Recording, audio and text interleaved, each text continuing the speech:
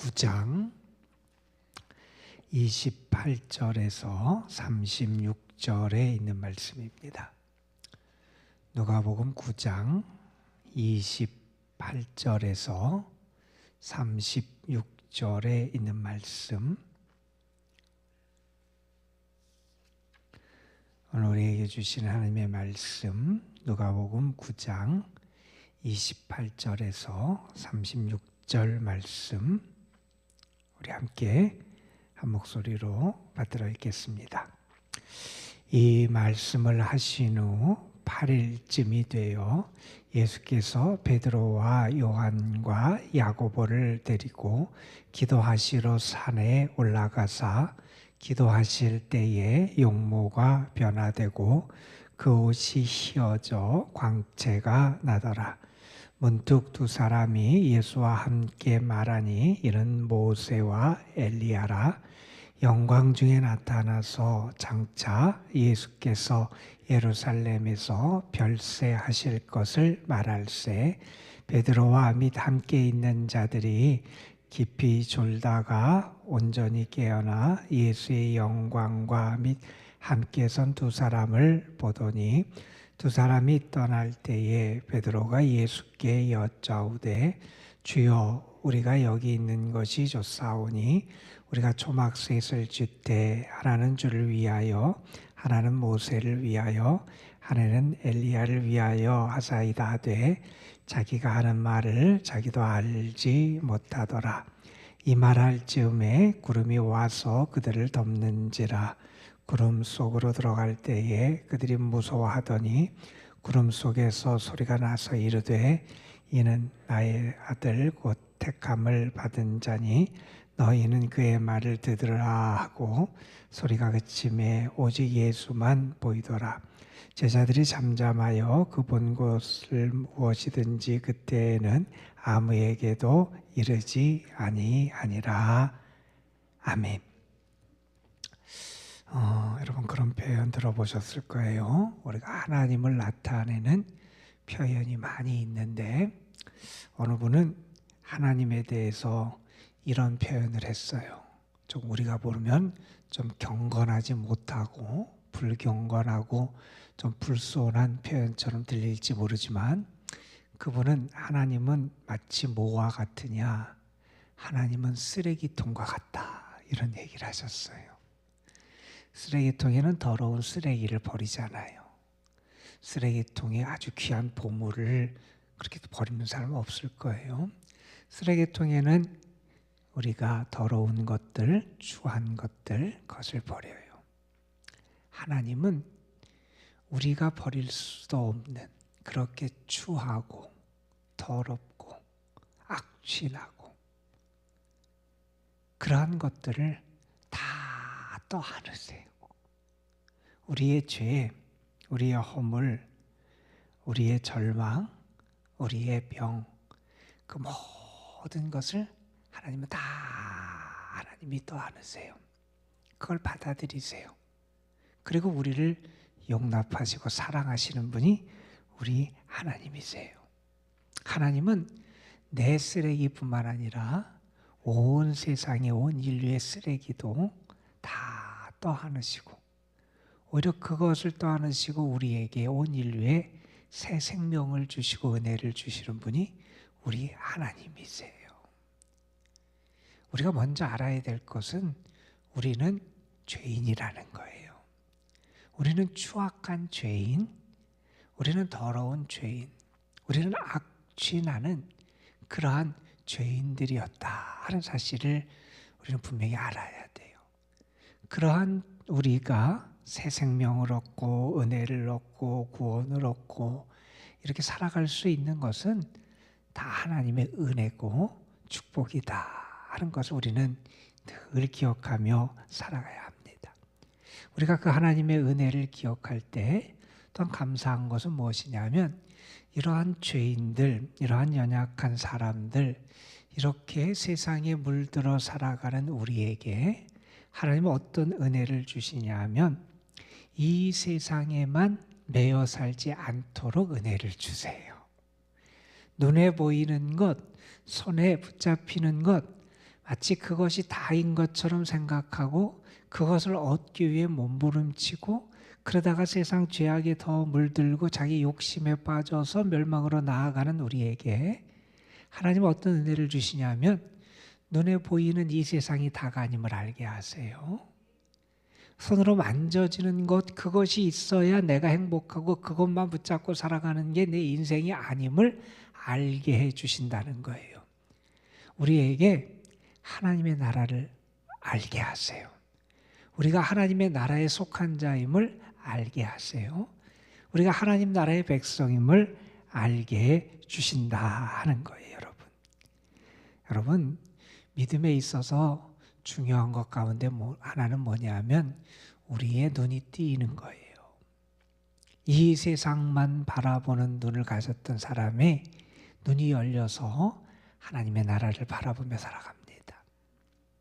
이 세상의 물질만 바라보던 사람이 눈이 열려서 하나님의 나라의 보화와 그 유산을 바라보며 살아가게 되는 거예요.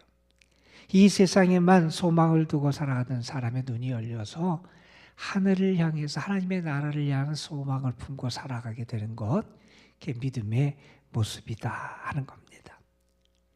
그 눈이 열리면 그 사람의 가치관이 달라져요.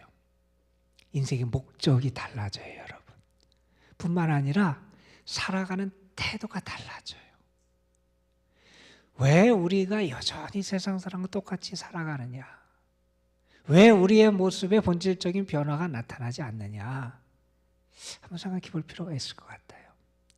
정말 내가 믿음의 눈을 가지고 있는지, 내가 이 세상만 바라보는 눈으로 살아가는지, 하나님을 바라보고 하나님의 나라를 바라보고 내 눈이 열려서 믿음의 눈을 가지고 살아가는 그러한 사람인지 우리는 한번 잘 생각해 봐야 합니다. 믿음이라고 하는 것은 여러 가지 측면이 있지만 특별히 하나님 나라의 관계에서 믿음도 우리는 잘 생각해 봐야 돼요. 믿음은 하나님 나라를 보게 해요. 믿음은 하나님의 나라를 보게 해요. 뿐만 아니라 믿음은 하나님의 나라를 경험하게 해요. 우리로 하여금 하나님의 나라가 무엇인지, 하나님의 나라의 행복이 무엇인지, 그 축복이 무엇인지, 그 영광이 무엇인지를 우리로 체험하게 해요. 뿐만 아니라 우리가 믿음을 갖게 될 때 우리에게 나타나는 모습이 뭐냐? 하나님의 나라를 위해 살아가게 되는 거예요. 하나님의 나라를 알고 그 나라를 체험하고 그 나라를 위해 살아가는 삶, 그것이 믿음의 사람의 모습이라는 거예요. 그런 믿음의 사람에게 하나님은 어떤 은혜를 주시느냐? 하나님의 나라에 이르게 하세요, 여러분. 하나님의 나라에 이르게 하세요. 오늘 말씀은 우리가 잘 아는 그런 말씀이에요. 예수님께서 산에 올라가셔서 영광스러운 모습으로 변화된 그 사건이에요.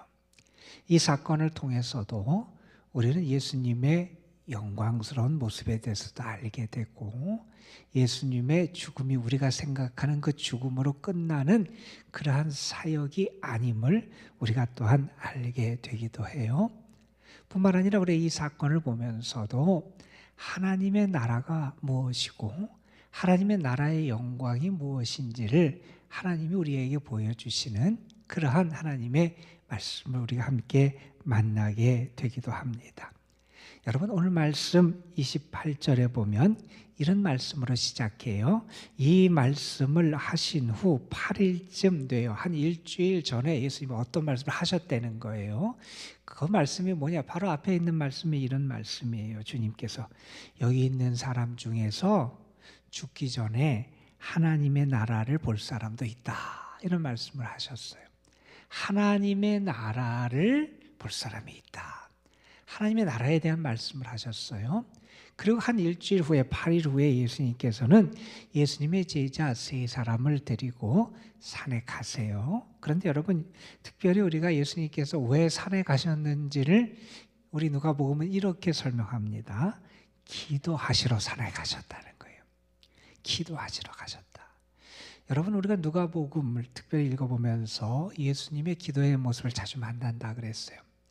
누가복음에서 예수님이 기도하신다 하는 말이 등장하는 것은 이제 무엇인가 중요한 일, 의미 있는 일이 벌어진다 하는 거예요. 그만큼 예수님에게 중요한 사역의 모습이 나타나고 예수님에게 중요한 놀라운 역사가 나타날 때마다 예수님 기도하세요. 그러니까 기도라고 하는 것은 예수님의 사역과 뗄래야 뗄 수 없는 그런 관계에 있었던 게 기도예요. 여러분, 기도한다는 게 뭡니까? 하나님을 만나는 거잖아요.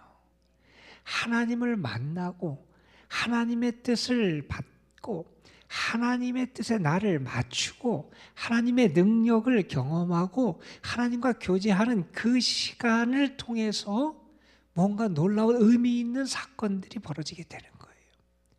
오늘도 여러분 하나님께 기도할 때 여러분의 삶에서 의미 있는 일이 벌어질 줄로 믿습니다. 여러분, 우리가 기도할 때 그곳에 하나님의 임재가 나타나고 그곳에 하나님의 말씀이 임하고 그곳에 하나님의 손길이 역사하고 그곳에 하나님의 응답의 축복이 나타나고 그곳에 하나님의 살아계심의 증거가 나타날 줄로 믿습니다. 예수님께서 기도하시러 산에 올라가세요. 그리고 그 다음 말씀도 보세요. 29절에 보면 예수님께서 변화되세요. 여기 모든 일이 일어나는데 그 변화가 일어나는 것을 또한 이렇게 표현합니다. 기도하실 때에, 주님이 기도하실 때 이 변화의 역사가 나타나게 되더라는 거예요. 예수님 어떻게 변하십니까? 용모가 변하세요. 얼굴이 변하세요. 그리고 옷이 휘어집니다. 이 옷이 흰 옷은 하늘나라에서의 모습이죠. 천상에서 입는 옷이 흰 옷으로 묘사되잖아요. 우리 요한계시록 같은 데 봐도 수많은 온 세상에서 온 무리들이 보좌 옆에서 찬송을 해요. 그들이 무슨 옷을 입고 있느냐? 흰 옷을 입고 있다는 거예요. 흰 옷을 입고 있다고 하는 것은 거기엔 두 가지 의미를 나타냅니다. 하나는 예수 그리스도의 피로 깨끗해졌다는 의미고 또 하나는 승리의 의미입니다. 고난과 시련과 역경을 믿음으로 승리했다고 하는 거예요. 그래서 하늘나라에서의 옷을 흰 옷으로 표현해요. 그리고 우리가 특별히 부활절 같은 데를 나타낼 때도 흰색으로 스토리를 내서 그 예전 색깔을 나타내잖아요. 흰 옷을 흰 모습으로 예수님께서 하늘나라에 합당한 그러한 모습으로 예수님께서 변화하세요. 자, 그리고 거기에 두 사람이 나타나지요. 모세와 엘리야가 나타납니다. 우리가 알듯이 이 두 사람은 구약시대 구약성서를 대표하는 그런 인물이지요. 모세는 모세오경을 대표하는 사람이고 또 엘리야는 선지자 선지서를 대표하는 사람으로 등장합니다. 자, 이 두 사람이 예수님과 함께 영광 중에 나타나서 예수님과 함께 대화를 하는데 대화의 주제가 여기는 언급이 돼요. 누가복음에 예수님과 함께 무슨 이야기를 했느냐? 예루살렘에서 예수님께서 돌아가실 것, 별세, 예수님의 죽음에 대한 이야기를 하고 계신다는 거예요. 자, 이게 무슨 말입니까, 여러분? 결국 예수님이 죽으시는 이 사건, 예수님이 십자가를 지시는 이 사건은 율법 예언서와 어긋나는 사건이 아니라는 거예요. 예수님께서 우리의 죄를 담당하시고 십자가에 돌려가시고 예루살렘에서 죽으시는 이 사건은 율법과 예언서 일치하는 사건이라는 거예요. 하나님이 이미 우리를 위하여 말씀하시고 하나님이 계시하시고 나타낸 것과 부합하는 그러한 사건임을 우리에게 보여줍니다. 자, 그리고 예수님의 죽음에 대해서 이렇게 얘기를 하는데 그때 베드로와 함께 있는 자들에 대해서 성경은 이렇게 표현합니다. 베드로와 그 함께 있는 자들이 깊이 잠들어 있었다는 거예요. 깊이 잠들어 있었어요. 기도해야 되는 자리, 기도해야 되는 시간에 기도하지 못하고 잠들어 있었어요. 그러니 자기가 무슨 얘기를 하는지도 모르고 이상한 얘기를 하는 거예요. 예수님께 말합니다. 여기가 좋으니 여기에 초막셋을 짓고 우리가 여기에 거하기를 원합니다 하는 이야기를 해요.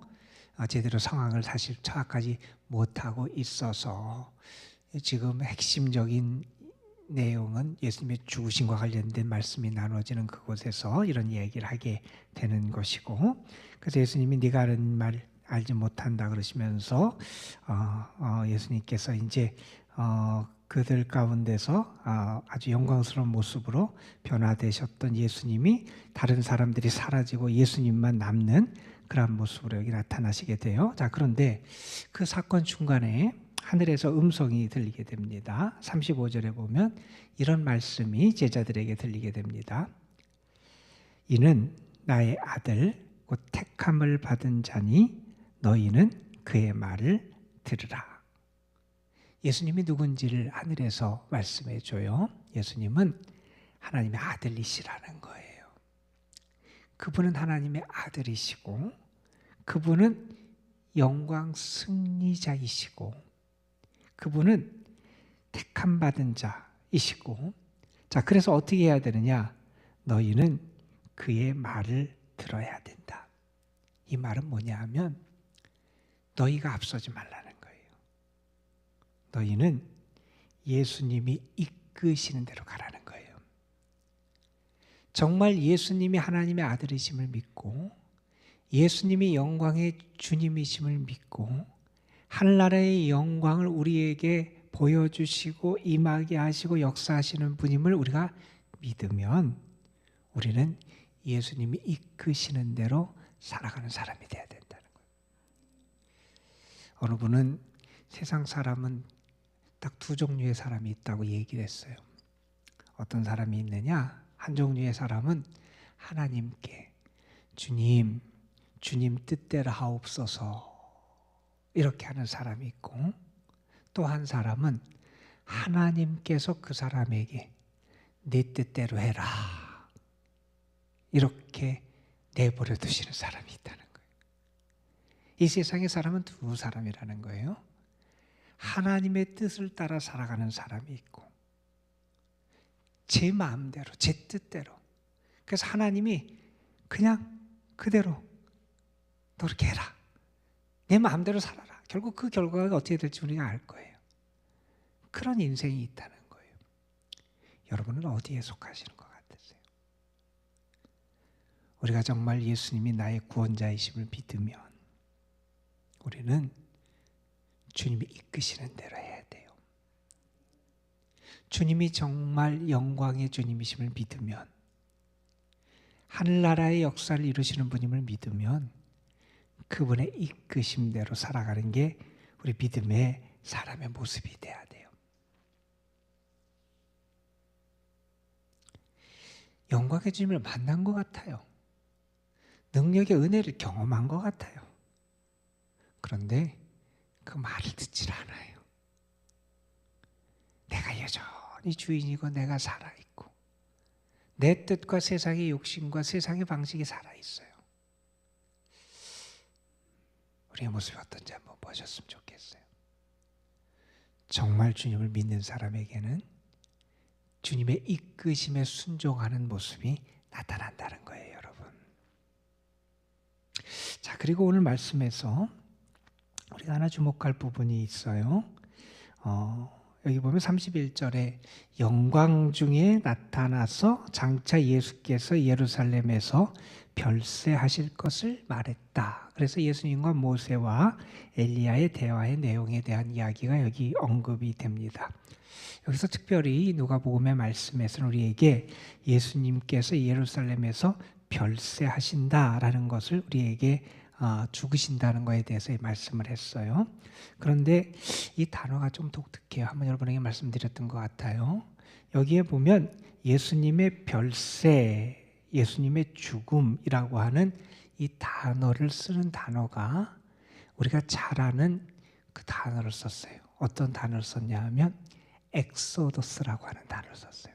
여러분, 엑소더스가 무슨 단어냐면 출애굽기를 나타낼 때 엑소더스라 그래요. 출애굽을 나타내는 단어예요. 호도스라는 게 길이라는 것이고 에크는 거기로부터 나오는 거예요. 그런데 예수님의 죽음을 나타내는 단어를 뭘 썼냐면 구약성경 출애굽기를 나타내는 출애굽을 나타내는 엑소도스라는 단어를 썼어요. 예수님의 죽음은 끝이 아니라는 거예요. 죽음은 이스라엘이 애굽에서 탈출해 나오듯이 예수님의 죽음은 죽음으로 끝나는 사건이 아니라는 거예요. 새로운 출애굽이 된다는 거예요. 예수님의 죽음을 통해서 새로운 영광으로 나아가는 모습이 나타나게 된다는 거예요. 거기서 끝이고 실패고 마지막이고 그러한 모습으로 끝나는 게 예수님의 사역이 아니라는 거예요. 그의 죽으심, 그의 별세라는 단어를 쓰면서 이 단어를 썼다고 하는 것은 상당히 의미가 있습니다.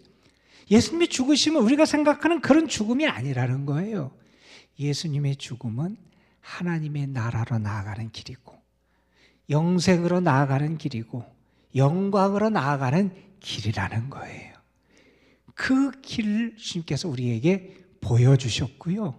우리에게 열어주신 거예요. 여러분, 우리는 주님을 통해서 새 생명을 얻은 사람들입니다. 주님은 우리를 하나님의 나라로 인도하시는 분이에요. 그 영광의 모습을 보여주시고 그 승리의 모습을 보여주시고 우리에게 그 영광이 우리에게 어떻게 주어지는지를 보여주시는 그 예수님의 모습을 우리가 보게 되는 것 같아요. 저는 오늘 여러분의 삶 속에서 정말 하나님의 은혜가 임했으면 좋겠어요. 어떤 은혜가 임하느냐? 여러분의 눈이 열려졌으면 좋겠어요.